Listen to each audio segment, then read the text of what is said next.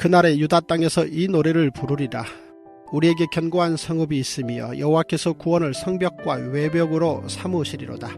너희는 문들을 열고 신의를 지키는 의로운 나라가 들어오게 할지어다. 주께서 심지가 견고한 자를 평강하고 평강하도록 지키시리니 이는 그가 주를 신뢰함이니이다. 너희는 여호와를 영원히 신뢰하라. 주 여호와는 영원한 반석이시미로다. 높은 데에 거주하는 자를 낮추시며 솟은 성을 헐어 땅에 엎으시되 진토에 미치게 하셨도다. 발이 그것을 밟으리니 곧 빈궁한 자의 발과 곰핍한 자의 걸음이리로다. 의인의 길은 정직하며 정직하신 주께서 의인의 첩경을 평탄하게 하시도다. 여호와여, 주께서 심판하시는 길에서 우리가 주를 기다려 싸우며 주의 이름을 위하여 또 주를 기억하려고 우리 영혼이 사모하나이다. 밤에 내 영혼이 주를 사모하여 싸운즉 내 중심이 주를 간절히 구하오리니 이는 주께서 땅에서 심판하시는 때에 세계의 거민이 의를 배움이니이다. 악인은 은총을 입을지라도 의를 배우지 아니하며 정직한 자의 땅에서 불의를 행하고 여호와의 위엄을 돌아보지 아니하는도다. 여호와여, 주의 손이 높이 들릴지라도 그들이 보지 아니하오나 백성을 위하시는 주의 열성을 보면 부끄러워할 것이라. 불이 주의 대적들을 사르리이다. 여호와여, 주께서 우리를 위하여 평강을 베푸시오리니 주께서 우리의 모든 일도 우리를 위하여 이루심이니이다. 여호와 우리 하나님이시여, 주 외에 다른 주들이 우리를 관할하였사오나 우리는 주만 의지하고 주의 이름을 부르리이다. 그들은 죽었은즉 다시 살지 못하겠고 사망하였은즉 일어나지 못할 것이니 이는 주께서 벌하여 그들을 멸하사 그들의 모든 기억을 없이 하셨음이니이다. 여호와여, 주께서 이 나라를 더 크게 하셨고 이 나라를 더 크게 하셨나이다. 스스로 영광을 얻으시고 이 땅의 모든 경계를 확장하셨나이다. 여호와여, 그들이 환난 중에 주를 앙모하여 싸우며 주의 징벌이 그들에게 임할 때에 그들이 간절히 주께 기도하였나이다. 여호와여, 잉태한 여인이 상계가 임박하여 산고를 겪으며 부르짖음같이 우리가 주 앞에서 그와 같으니이다. 우리가 잉태하고 산고를 당하였을지라도 바람을 낳은 것 같아서 땅에 구원을 베풀지 못하였고 세계의 거민을 출산하지 못하였나이다. 주의 죽은 자들은 살아나고 그들의 시체들은 일어나리이다. 티끌에 누운 자들아, 너희는 깨어 노래하라. 주의 이슬은 빛난 이슬이니 땅이 죽은 자들을 내놓으리로다. 내 백성아, 갈지어다. 내 밀실에 들어가서 내 문을 닫고 분노가 지나기까지 잠깐 숨을 지어다. 보라, 여호와께서 그의 처소에서 나오사 땅의 거민의 죄악을 벌하실 것이라. 땅이 그 위에 잦았던 피를 드러내고 그 살해 당한 자를 다시는 덮지 아니하리라. 그날에 여호와께서 그의 견고하고 크고 강한 칼로 날렘 뱀 리워야단 곧 꼬불꼬불한 뱀 리워야단을 벌하시며 바다에 있는 용을 죽이시리라. 기도하겠습니다. 하나님, 오늘도 주님께서 우리를 향해서 신뢰하라고, 주를 신뢰하라고 하나님이 그렇게 우리에게 말씀을 하시는데, 주님, 제가 주님을 신뢰하고 있습니까? 저는 주님을 의지하고 있습니까? 하나님, 제가 주님을 신뢰하고 있다면 정말로 주님을 신뢰하는 그 증거는 무엇입니까? 하나님 앞에 참으로 의로운 자라 온전한 자라 칭함받기를 원하는데 과연 하나님, 내가 하나님 앞에 의로운 자여 온전한 자입니까?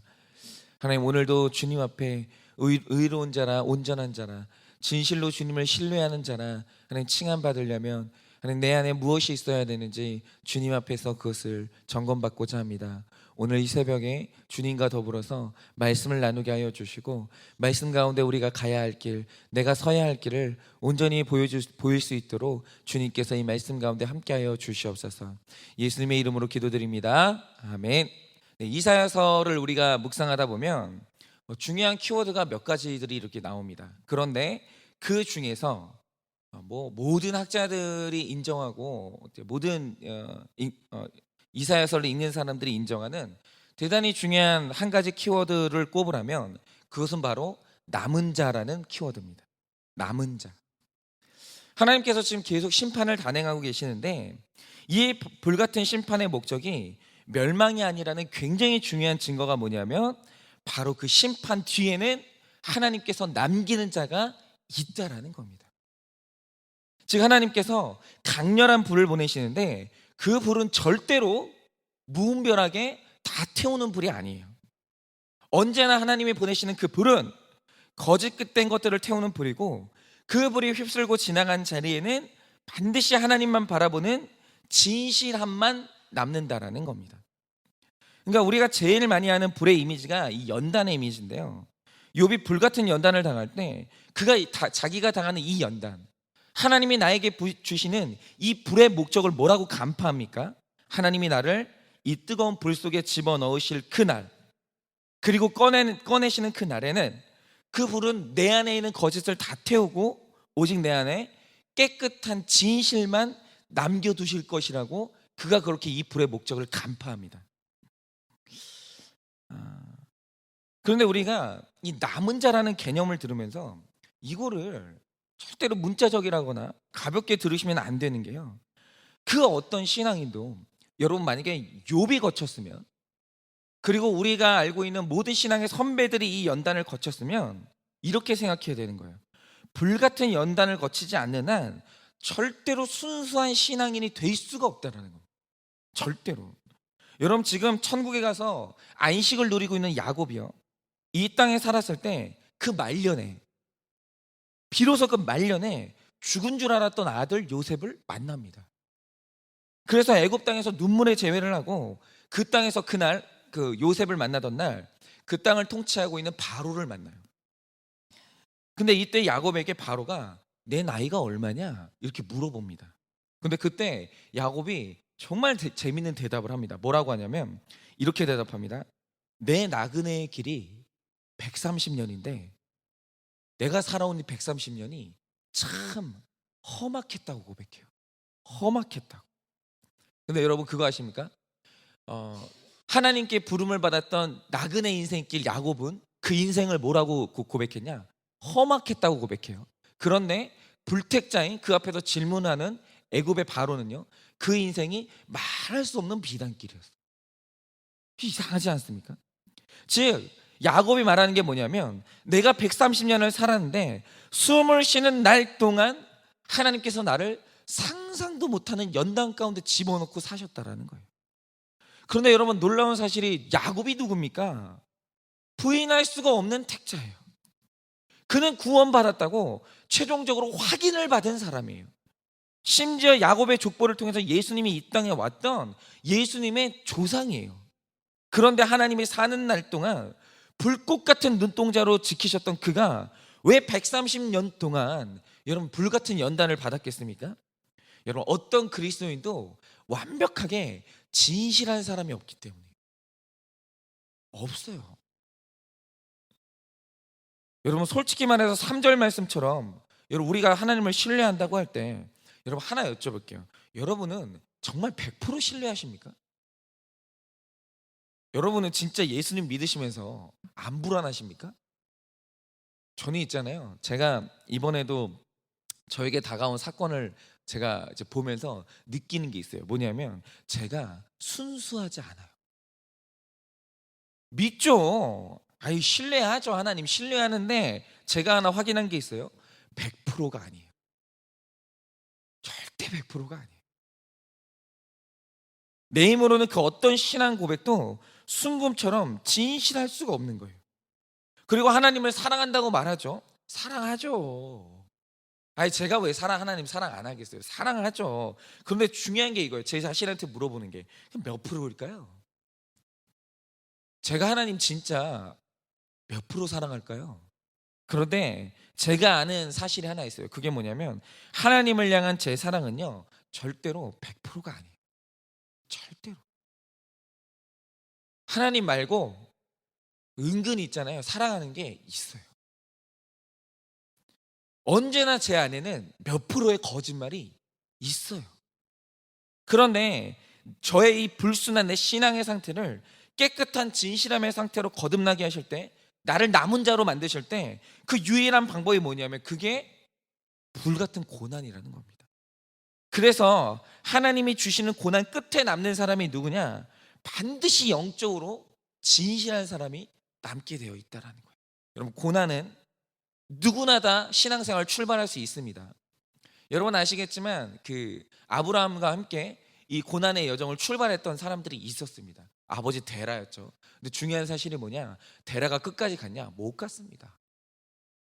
여러분 구약의 여정이라는 것은요 반드시 누구나 출발은 할 수 있어요. 여러분 그렇지 않아요? 여러분 주변에 구원의 여정 출발했던 사람이 얼마나 많아요. 많죠. 그런데 마지막에 도착하는 사람이 다 도착할 수 있냐? 못 도착해요. 왜요? 언제나 이 신앙의 길이라는 것은요, 한 번은 불같은 길을 통과해야 돼요. 그런데 그 불같은 길을 통과하고 언제나 남는 사람은 진실한 사람만 남는 거예요. 다 남는 게 아닙니다. 그런데 이렇게 중요한 거 있죠. 그러면 그가 남은 자, 영적으로 진실한 자라고 할 때 증거가 있어야 될 거 아닙니까? 그리고 그가 영적으로 진실하지 못하다고 할 때 그것도 증거가 있어야 될 거 아닙니까? 그러면 영적인 진실성과 거짓을 분별하는 결정적인 증거가 뭐냐라는 거예요. 그게 이제 오늘 말씀에 나와 있는데, 자, 그러면 우리가 여기서 함께 봐야 될 인물이 두 명이 있습니다. 그게 누구냐? 바로 노아와 욥이. 여러분 성경에서 영적으로 진실한 자라고 할 때 받는 칭호가 있는데 그게 바로 두 가지예요. 의인, 이쉬 차디크라는 칭호. 만약에 어떤 사람이 의인이라고 할 때 그 의인이라는 말의 뜻은 뭐냐면 그가 영적으로 진실한 자라는 뜻이에요. 또 하나가 온전한 자라는 의미의 이 타밈이라는 칭호가 있는데, 성경에서 그는 당대의 의인이었다, 그리고 그는 당대의 온전한 자였다라고 칭함받은 사람이 딱 두 명밖에 없어요. 그게 누구냐? 노아와 욥이에요. 그러면 세상에 도덕적으로 완전한 사람, 도덕적으로 의인이 없는데, 그러면 성경은 뭘 가지고 이 두 사람을 의인이었고 완전한 자라고 했는가? 뭐가 이 사람들을 하나님 앞에서 진실한 자라고 인증받게 했는가? 일단 노아를 보면 그의 일생을 설명하는 중요한 표현이 있어요. 그게 뭔지 아세요? 이거예요. 한번 나중에 성경을 보세요.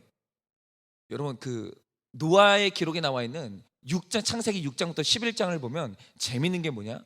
노아가 입을 열었다는 노아의 대사가 없어요. 한마디도 없어요. 그게 진짜 신기한 거예요. 그러니까 어떤 성경에도 야곱이 했던 그 대사가 있고 요셉도 요셉이 했던 대사가 있잖아요. 근데 노아는 자기 대사가 한마디도 기록이 안 돼 있어요. 그러면 노아를 설명하는 기록에 뭐가 있냐? 딱 이것만 계속 반복이 돼요. 그게 뭐냐면 하나님이 자기에게 명하신 대로 다 준행하였더라. 이 표현이 노아의 일생에 계속 나와요. 그러니까 노아가 어떤 행동을 할 때마다 그가 그 행동을 하는 이유가 뭐냐? 하나님이 자기에게 명하신 대로 준행하는 삶이에요. 그런데 중요한 게 뭐냐면 성경은 명하신 대로 준행했다라는 것 자체를 의로 여겨주지 않으세요. 여러분 왜입니까? 사기꾼도요, 자기 목적을 달성하기 위해서 준행해요. 여러분이 잘 아시는 대로 여러분 신천지가 교회를 전복시키기 위해서 정체를 숨기고 교회 안에 침투합니다. 그런데 문제는 이들이 최대 몇 년까지 그 잠복하는 줄 아십니까? 10년이에요. 여러분 10년도 잠복해요. 그 교회에서 신뢰를 얻기까지 10년씩이나 목사님의 말씀에 준행해요. 말씀하신 대로 다 준행해요. 여러분 신천지도 가능해요. 그게 말씀대로 준행하는 게. 그러니까 겉으로 볼 때는 명령하신 대로 준행했다는 행위 자체가 의로움이 아닌 거예요. 믿음이 아니라 인정받기 위해서도 준행하는 게 가능해요. 사람들에게 인기를 끌기 위해서 준행하는 게 가능해요. 그러면 성경이 무엇을 그의 의로 여겨줬는가라고 하면 노아가 하나님이 명령하신 대로 방주를 만들었어요. 합리적인 명령을 따른 것도 아니고 비가 오지 않는 맑은 날에 그것도 배 위에 산을 만들기 시작했는데 중요한 게 여기였어요. 그게 뭐냐? 하나님이 그러면 노아에게 일꾼을 많이 보내줬냐? 그것도 아니에요. 그러니까 어마어마한 크게 방주를 만들게 하면서 노아의 가족들만 시켰어요. 그러면 여러분 그렇게 할 때 노아가 배를 만든 세월이 몇 년인 줄 아세요? 120년이에요. 120년. 120년. 여러분 그가 영적인 진실함을 인정받았을 때 그 최종적인 원인이 뭐였냐? 그의 인내예요. 그의 인내의 시간이 성품이 할 수 있는 범위를 넘어서 버린 거예요. 이거는 하나님을 진실로 사랑하고 100% 신뢰하지 않으면 해낼 수 없는 인내의 시간을 그가 채운 거예요. 여러분 왜 구원의 여정이 불같다라고 말하는지 아세요? 이유가 뭐냐면 채워야 되는 인내의 시간이 있거든요. 그가 온전한 믿음의 사람이라고 할 때 반드시 채워야 되는 인내의 시간이 있어요. 그거 진실하지 않은 사람은 못 채워요. 절대로 못 채워요. 절대로. 여러분, 이거는 욥도 마찬가지인데요. 성경이 그러면 욥에 대해서 계속 쓰는 표현은 뭐냐면 그는 온전한 자라는 그 칭호를 받았어요. 즉 툼마, 그가 자기의 온전함을 굳게 지켰다는 건데, 노아는 시간 속에서 자기의 그 신앙을 지켰잖아요. 시간의 영역에서. 그런데 욥의 특징은 뭐냐면 그는 또 시간의 영역이 아니에요. 그의 특징은 뭐냐면 시간보다는 어두움 속에서 자기 온전함을 지킨 사람이에요.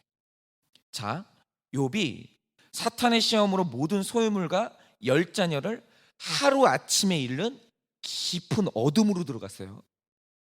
요거까지는 견디는 사람이 있을 수 있죠. 근데 거기서 그가 입술로 범죄하지 않아요.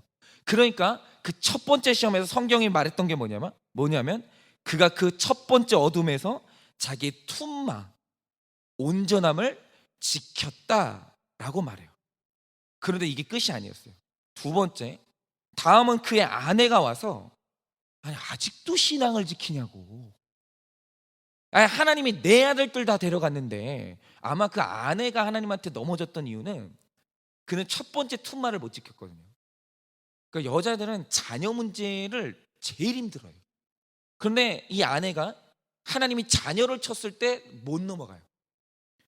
그래가지고 그녀가 욥에게 와가지고 아니 자기 자녀를 데려간 하나님을 아직도 믿고 있냐고. 그냥 그러면서 그 욥의 아내가 하는 말이 뭐냐면 그냥 하나님을 욕하고 자살하라고. 그러니까 아내가 볼 때는 하나님보다 더 미운 게 아직도 하나님을 믿고 있는 자기 남편이 더 미운 거예요. 그러니까 여러분들 그러지 않습니까? 아내들, 그 시어머니하고 남편 사이에서 누가 더 미워요? 시어머니보다 시어머니를 아직도 사랑하고 있는 남편이 더 미운 거예요. 그 똑같이 아직도 하나님을 믿는 사람, 그 욥을 향해서 그냥 하나님을 욕하고 자살하라고. 마지막 남은 버팀목인 아내가 자살을 촉구해요. 한 단계 어둠이 깊어진 거예요. 그런데 그 어두움에서 성경이 또 한 번 말한 게 뭐냐? 욥이 거기서도 자기의 툼마를 지켰다, 굳게 지켰다. 두 번째 인증을 받아요. 그런데 이번엔 세 번째가 있었어요. 그게 뭐냐? 그것도 지켰더니 이번엔 세 명의 친구들이 때로 몰려와가지고 그의 믿음을 흔들기 시작하는 거예요. 네가 뭐가 잘못한 게 있어서 이 일이 일어난 거 아니냐? 실토해라. 그러니까 위로해 주는 사람 없고 그의 고난을 놓고 공격하는 사람이 때로 몰려오는데 그게 누구냐? 절친들이에요. 이번엔 더 어둠이 깊어진 거예요. 그런데 마지막 세 번째 어둠에서 그가 하는 일이 뭐냐? 마지막 거기서도 그가 자기의 툰마를 굳건히 지켜내요. 그러면서 하나님 앞에서 그가 온전한 자라고 승인을 받아요. 즉 욥과 노아, 이 두 사람이 하나님 앞에서 영적으로 진실한 자라는 최종 승인을 받았는데, 그 승인을 받기까지 그 시간과 어두움의 연단을 받아야 됐어요. 이 두 가지가 우리에게 다가올 연단이에요. 채워야 되는 시간이 있고 반드시 머물러야 되는 어두움이 있어요. 어떤 신앙인이든 요거 한번 거쳐야 돼요. 요거를 안 거치는 사람은 없어요. 그래서 사실 우리가 지금 이 구속사의 말씀을 듣는 게 이래서 중요한 거예요. 그러니까 불택자는 둘 중에 하나는 받아야 돼요. 인내의 시간을 채우든지 어두움 가운데 견뎌야 되는데, 불택자는 요 두 개를 못 견뎌요. 절대로. 중간에 이탈해요. 그리고 필경 우리도 시간과 어둠 둘 중에 하나의 연단을 통과해야 될 텐데, 이 두 가지 연단, 시간과 어둠의 연단에서 의와 온전함을 지키려면 반드시 하나 있어야 되는 게 있어요. 그게 뭐냐? 인내예요. 인내 없는 사람은 절대로 시간의 연단을 채우지 못하고 절대로 어두움에서 자기 툼마, 온전함을 굳게 지킬 수 없어요. 여러분, 그 대표적인 사람이 누구예요? 사울이에요.